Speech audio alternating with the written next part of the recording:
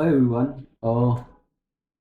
बहुत ही एक इम्पोर्टेंट सा क्वेश्चन है जो अमूमन मुझे पूछा जाता है। बहुत से लोगों के मन में ये प्रश्न रहता है कि ये जेमस्टोन्स काम कैसे करते हैं, या ये काम करते हैं या नहीं करते हैं।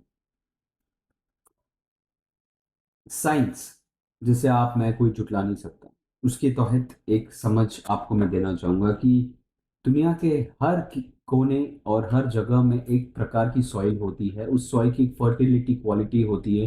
वो क्वालिटी की जगह भी एक सॉइल का फॉर्म होता है। जिस तरह हम स्पीसीज, हम इंडिविजुअल, हम ह्यूमंस जैसे एशिया में लोग किसी तरीके के होते हैं, अफ्रीका में किसी और तरीके के, यूरोप में किसी और तरीके के, और अमेरिका में किसी और तरीके के, उसी तरह सॉइल का भी एक फॉर्म होता है। और हर सॉइल के बीनीथ, यानी उसके अंदर, एक अलग तरीके की फॉर्मेशन ऑफ केमिकल रिएक्शन होती है।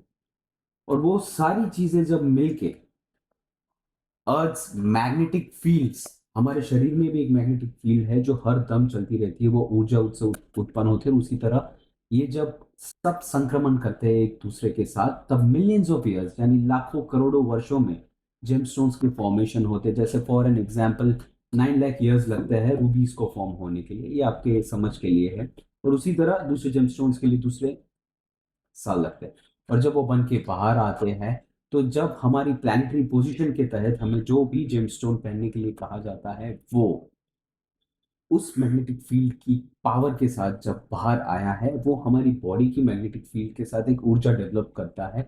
और वो सारी चीजें प्लासिबो इफेक्ट के साथ और दूसरे इफेक्ट्स के साथ हमारे लिए काम करते हैं। और इसीलिए वो जेमस्टोन्स हमारे लिए साइंटिफिक तरीके से इस प्रकार से काम करते हैं, और इसीलिए उन्हें किसी प्लानिटरी नाम के तहत पहचाना जाता है।